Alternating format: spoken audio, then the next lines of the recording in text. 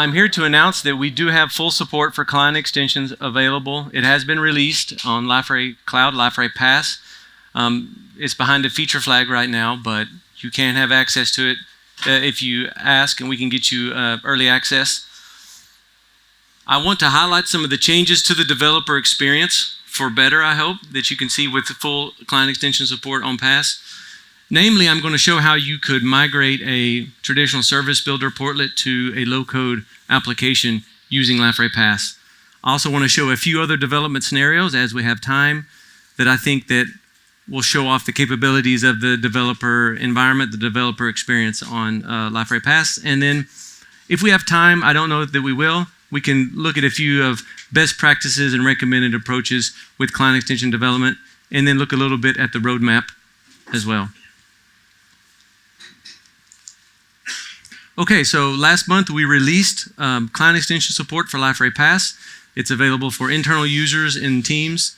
It is in production, but it's behind a feature flag. So if you would like early access, you can, at the end, I'll have a link and you can submit and you can try to get early access. We're looking for beta testers. What this means is now we have full orchestration for client extension workloads when you deploy them to Pass. We also have CI/CD support. We will be publishing a migration guide for those of you that are already running client extensions on Pass. Things are going to be different now, and we will publish the migration guide soon. Now, you may ask, hey, I came and saw your talk, Greg, last year, and you were talking about client extensions, and you promised that we would have it in Pass and SAS, or for Pass. Why did it take so long? Here it is a year later, and it's just now released. Well, there's a lot of reasons. I won't make excuses for them, but there are good reasons, and here are just a few of them. But the real question is, was it worth the wait? So this is me and Ilian presenting last year at Devcon, talking about client extension dev experience. Well, actually, we were talking about the purpose of client extensions and why we need them and why you should want to adopt them for your application development.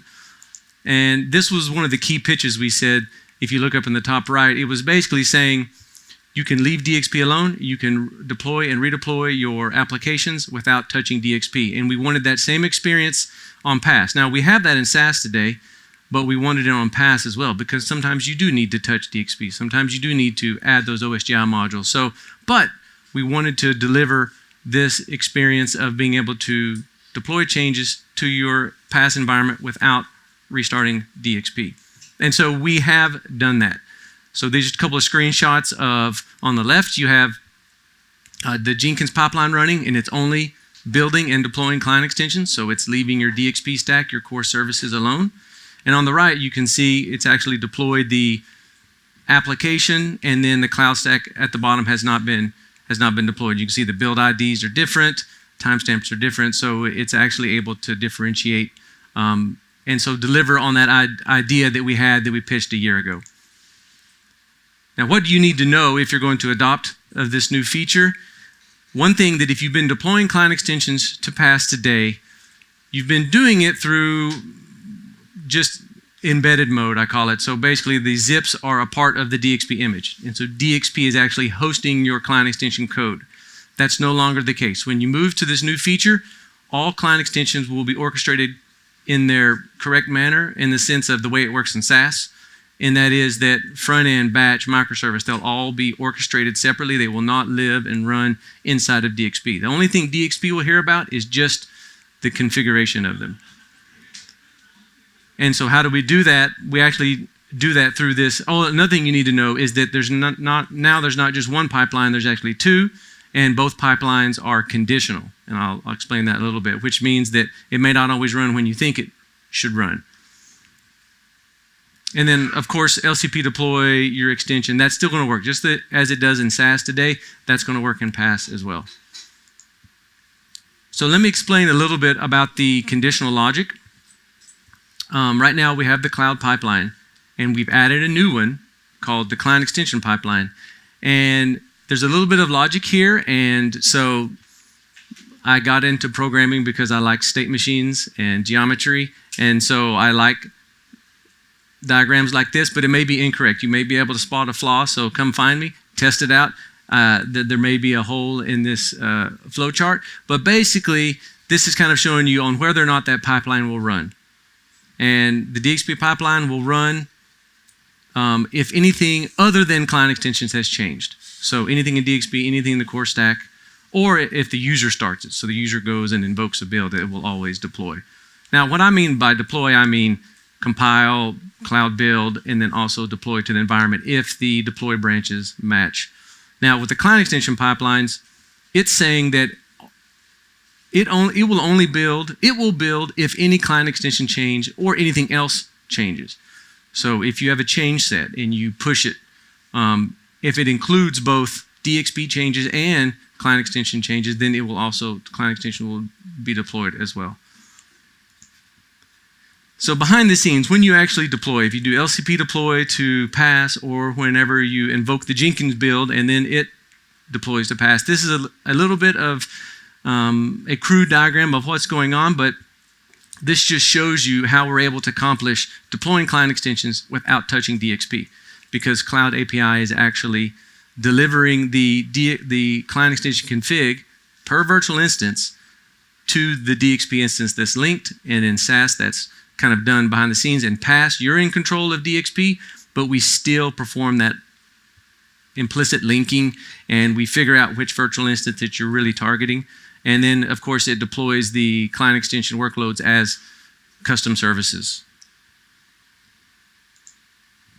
Okay, so that's a little bit of the background and the overview. Now let's take a look at a few real-world scenarios that many of you will probably be doing and have already done. I'm going to show you what that experience would look like if you were to do it with this new feature on Liferay Pass. So what we're going to do is we're going to go from a basic service builder portlet. Actually, this portlet is one that I wrote in 2011. So I've not touched the code since then. I thought, let me see if I can deploy it. And we're going to try to get that deployed. Well, I already did it. Okay, we're not going to do it here, but I'll show you the results. And then we're going to move to low code, objects with object layout. Okay, so the first step is I needed to just dust off that code from 2011, put it in a workspace, try to build it. I had to do a little bit, but not too much, and I got it built and I deployed. So here you can see at the top, it's actually building. This is a DXP change, so it invokes the DXP pipeline, and then I have a normal DXP pipeline build like you've seen. You can see the message there as I've added this basic service builder portlet. So this didn't invoke the client extension pipeline, it invoked the DXP one, and this should look normal if you've done pass. And there it is. Okay, so now here is the client extension pipeline. You can see it saw the same commit, but you can see it just skipped all the tasks. It says there's nothing here for me. This is an OSGI module. I don't need to do anything. And this, okay, so it worked after I got it to compile in Java 11 and all that. But I got it, uploaded it, and okay, so now I'm going to put it onto my screen. And immediately I was just horrified. I was like, oh my gosh, who wrote that code? But on the other hand, I didn't touch it in 12 years, and that's what I got. But it didn't look much better 12 years ago because I'm not a UI person. I don't know how to localize, obviously. And so, but I thought, okay, what would it be like if I was to upgrade this service builder portlet in the new low code manner, and what might that look like? Because I'm not skilled at building nice UIs. Okay, so now the step 2. Let's work on the low code version of this. So I opened up the service XML of that old 12-year-old portlet, went to objects, and honestly, I've not worked with all of the new features in a couple of years, and I was really impressed. Kudos to the object and the builder and the layout builder and designing the object. And then I was able to work with it, get it working, and then I said, okay, this is nice, but one of the big things about the dev experience on PaaS is GitOps. Everything needs to be in Git. Okay, you don't just clicky and say, hey, isn't that great? It needs to be in the code somewhere. It needs to be in Git somehow. So I said, okay, I've got to get this object definition into my workspace. I need to commit it to Git and then let the CX pipeline bring this thing to the site, not me clicky. So I deleted it all I exported it, deleted everything, so I make sure it wasn't left over. I dropped it into a batch client extension, and then I went to I went back. Before I deleted everything, I created a layout, set the portlet up, set the new low code up on a page, and I exported the site layout. Moomin helped me. Kudos to him. I think he's not feeling well today. I pinged him, earlier this week. I was like, hey, could you help me figure out how to get this page layout exported to a site initializer? And he hooked me up. So I dropped that into a batch client extension, a site initializer batch. And here's a little bit of what it was. So I exported everything. So essentially, there's the object definition of my sample of my 11-year-old portlet. There's the new object definition so I don't need a service XML anymore. And then there in the basic site initializer, you can see I have just a simple home page. I just want to put the app. I want to put the app on the home page. Okay, so now this slide here, I put it in Workspace, and under the client extensions folder, I said git commit, git push. Let's see what happened. So this one actually invoked the client extension pipeline now, and you can see, actually no, this is this one is the DXP pipeline. You can see it says skipped. There's nothing for it to do. Okay, it says, oh, that's just client extensions, I'm not interested. So I skip that. Now this one at the top, you can see this is the client extension pipeline, and you can see it's named just with the suffix client extension. And here it says, oh, okay, this is interesting to me. And so it actually built the client extensions, and you can download them there if you want to look at them. But that doesn't matter because it's going to send it on to the environment.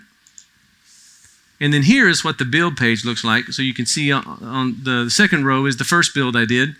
And then the next one was after I added the new low-code approach and pushed. And then it only invoked and just built the two.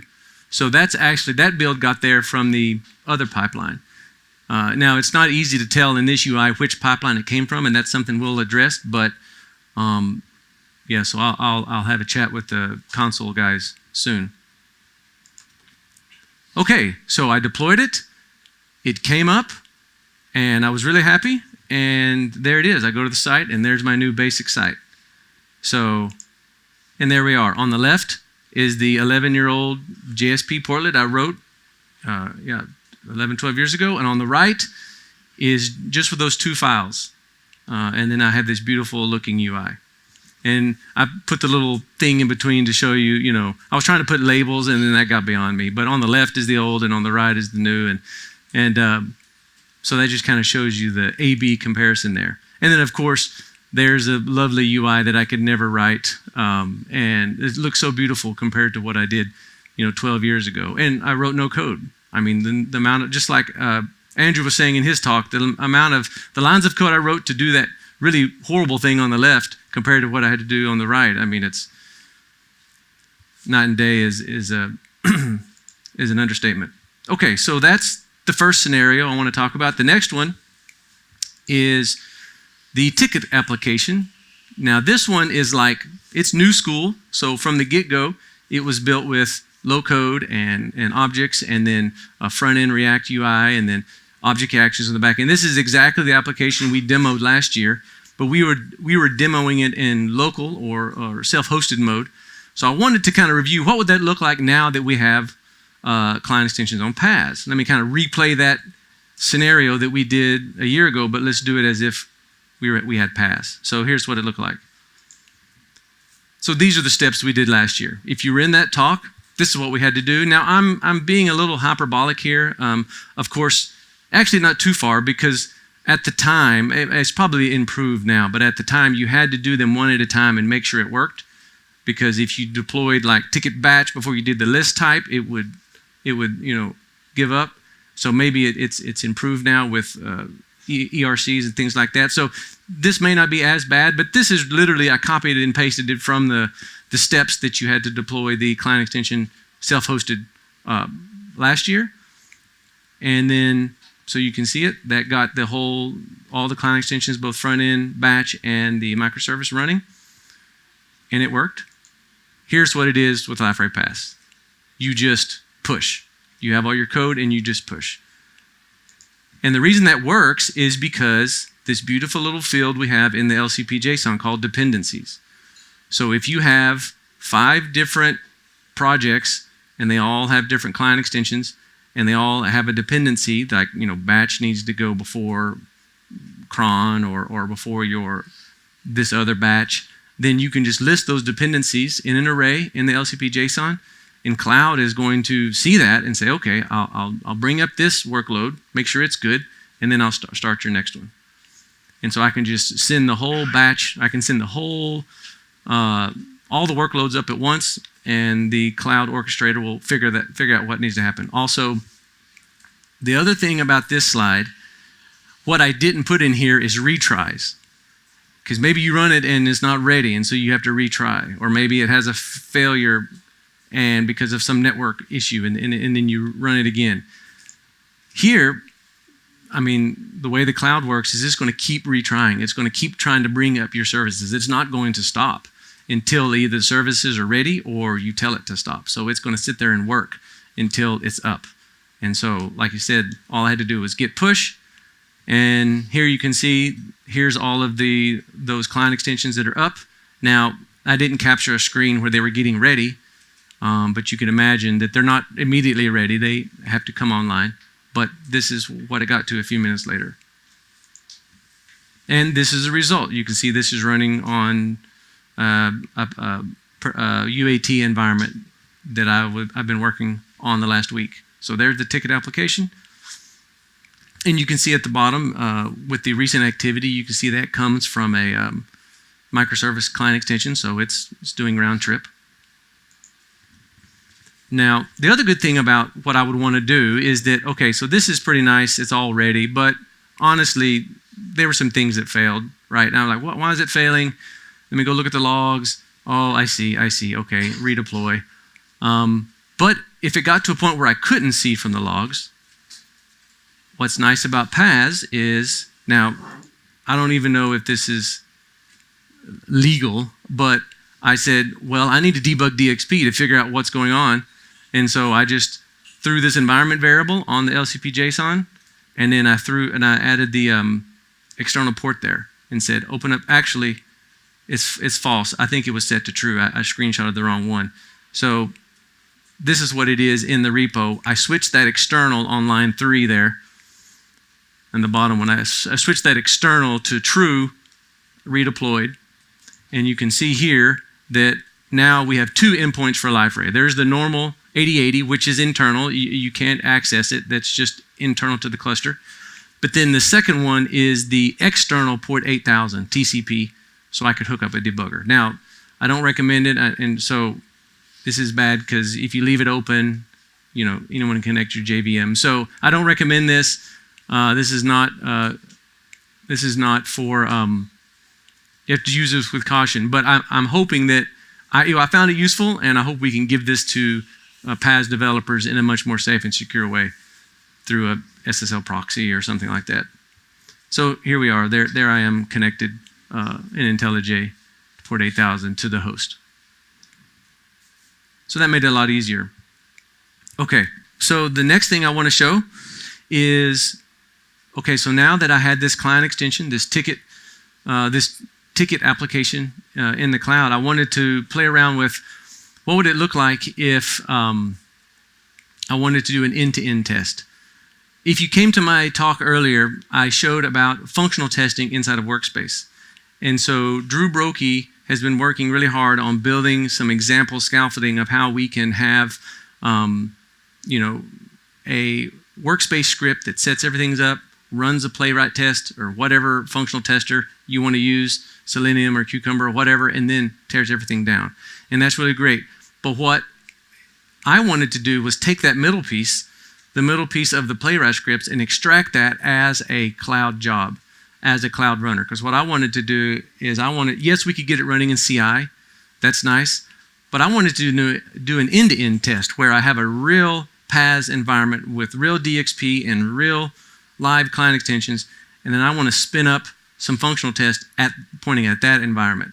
So what I did is I wanted to grab those playwright scripts from the demo I showed earlier, and I wanted to convert it to a cloud job, an LCP job. Like a client extension, but not really. It's just really a job. And so the first thing I had to do is I had to get Playwright to not just assume it's going to be localhost 8080. You can't assume. In the cloud the network is given to you. The network is provisioned, and just the hosts are dynamic, and you don't know what they are. So you need to be given the domain and the port. So what this code is doing now, as opposed to just saying localhost 8080, it's actually reading the domain of DXP and reading the protocol. This is exactly how your Spring Boot or your Node.js client extensions work, is that the domain and the port is given to the process via these environment variables. Actually, it's, via these two environment variables. So I converted the Playwright script to read those. That was the first step. And then I needed to modify. So in Liferay Paths, you can deploy any custom service. In here, I just grabbed, I just added a Docker file, and I'm using the node runner that we provide, and then I am installing the dependencies for the Playwright script. And then I'm telling the node runner, hey, when you run this in the cloud, just run this npm task, test all Docker. So, and if you look at that, that's just the Playwright scripts without the dependency installation. I just extracted that so that it could run faster.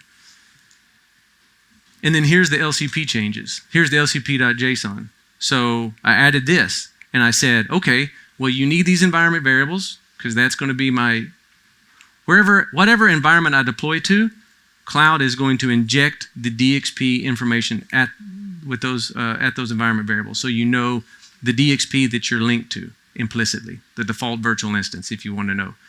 Now, if you have multiple virtual instances in paths, we need to talk. We don't have support for that yet. And then I said, okay, I depend on all of these 4 services. In this particular environment, I deployed 4 samples. So I didn't want to test the ticket application. I wanted to use what Drew wrote, and he wrote functional tests that test those 4 client extensions. And so I put that in the LCP JSON, and I said, and another key line is line 7. Well, the second line 7 after where the highlight is, kind job. So I told LCP I want this to be a job, and it needs a little bit more memory because headless Chrome and npm and all that stuff. So I need the node to have a little more memory. Most of our jobs on paths have a lot less than this, but I needed this one a little bit more. And there we go. I deployed it, and I was really shocked that it worked. And here it is. It's a running cloud build, and so it's running my npm install, and then it's running.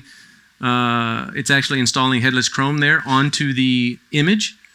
And then once it finishes, it's going to execute it inside the environment after it builds. But this only has to be done once. Once it does this, Cloud Build will cache it. And so the next time you send scripts, it'll execute almost immediately. But even then, this was really fast. I mean, it helps if you're sitting on Google Fiber. So actually, the image is probably on the disk right across the machine. Here it is. So it ran it. So now it's running the Playwright script, but you can see the domain. And Playwright didn't know about that domain. I could send the same zip to any environment, and it's going to, provided you give it the credentials, it's going to have the credentials to access. There is the UAT site, and so it's running the Playwright test. Now, it didn't pass, so I didn't show that, but it got really close, and I didn't have time to get it working. And so, but I'm going to share all this code. Well, actually, yeah, why not? I'll share all this code, and you can maybe try to get it working. I think we will be able to get something like this working where I have a workspace, I have functional test, git push, and then Jenkins runs it, and then maybe certain conditions are right, we'll run it as an end-to-end test against a real environment. So, yeah, that's kind of the scenarios I wanted to lay out. We have a few more minutes. I could take questions, or I could go to, let me just do this slide really quick. I did this in case I had time. I never usually have time, so I threw this up. If we're talking about dev experience for Liferay Paths, who here has seen this page? It's pretty old, but it's really great. And I would say that the dev experience that we're targeting, that's the wrong word. We hope that you can be as successful building applications for Liferay to run in the cloud. And we feel like that the architecture that we're pushing, even though it's sort of painful or obtuse or like laborious to get things set up. There's a reason why we've done things in a certain way. And it's basically the 12-factor rules, right? We didn't invent them. We're just trying to follow them the best that we can. And we're not perfect and we have a ways to go, but you can see why we've done things the way we've done it. Code base, one code base, GitOps. We have a GitOps pattern in Liferay Pass. Dependencies, LCP JSON, the dependencies, the way that they declare which other services they depend on. And then also, the dependencies you have on other network services. And then there's the configuration, storing the configuration in the environment. I mean, that's exactly how the Liferay LCP console works, LCP JSON works. It's how we have the configuration applied separate from the images, not baked into the image. Okay, backing services. So this is one of the things that Ray and I have insisted on, and we realize that it goes against the grain of what you want to do, but number 4 is the reason why we do it. We as developers, we know where we're going, and we want to put the API, the URL into our code, into the properties, and then run it. But if you've done client extensions locally, if you've done it in the cloud, if you've seen the documentation, it talks about the location of DXP is given to you. You request that you want this, you declare it, and then DXP, you're given the credentials, the access. And so you want to think of DXP as a backing service for your application, and you want to treat it like it's an attached resource. It's something that gets attached to your workload, and that's done today via those environment variables and the configuration files. And then from there, you can access those services. Build, release, and run. I mean, you can see that's literally the 3 stages we have in PaaS. Compile, cloud build, and then deploy. Build, release, run. I mean, client extensions from day one has been about separating things outside of the Liferay process, running them as stateless process outside of the main one. Port binding. Well, you can see I literally bound the debugger to a port a little while ago, so I think we have that capability. So I won't have to go through the rest of these. I want to give time for questions. But yeah, you can read the rest of them, and this kind of gives you the direction that we're trying to go, and we're trying to get there. We are thinking more about developer experience on PaaS. That's one of the reasons that Igor asked me to join the cloud team 3 years ago, and I hope that I can spend the next year really focusing on that. It's taken me a little bit to learn and tool up to figure out how all the cloud stuff works. I have wonderful teachers in this room that have taught me many cloud things, so thank you for that. So I'm hoping I can take that knowledge I've gained for the last few years, and we can work together to build even more productive developer experiences. So this is our roadmap for client extensions on PaaS. Is we need to get feedback from you guys, from early adopters. We need to publish a migration guide. Like I said, it's not going to be, I hope it's easy, but there may be some non-obvious parts when you bring your applications on to this new feature. And so we'll need to publish a guide to kind of help you avoid the landmines. We have plans for CI/CD on SaaS, and we're going to be doing all of the planning this quarter. Hopefully we can have that released next quarter. Well, I won't make any promises, but we're CI/CD for SaaS. We're headed that direction. And then also the end-to-end testing, the thing I showed earlier, and then the kind of the little POC that I just showed. You expect to see more along those lines. So you put your Playwright scripts in your workspace, and we're going to just know what to do with those. We're going to help you out. So PaaS support has been released. I will be sharing all these examples. If you'd like to be an early adopter of the PaaS support and of the client extension support, then just put your name on this form here, and Ms. Ayal or someone will get back to you. We'd love to gather feedback, give you an environment where you could try these things out. And yeah, we have a few minutes for questions. I think that's all. Oh, let me say a shout out to the client extension squad. So Ray, somebody called me the father of client extensions. That's not true, but if I am, then Ray's the godfather of client extensions. And so I want to say thanks. And then Ilian, I mean, Don't work with Ilian if you don't want to ship software. That dude, he wants to ship, and he likes to ship, so I love working with him. Now, Leandro here, the next guy, that smile right there is, I can see your bug that you're having from here. That's what that smile is. But it's also, he's a super nice guy, and he'll come and help you.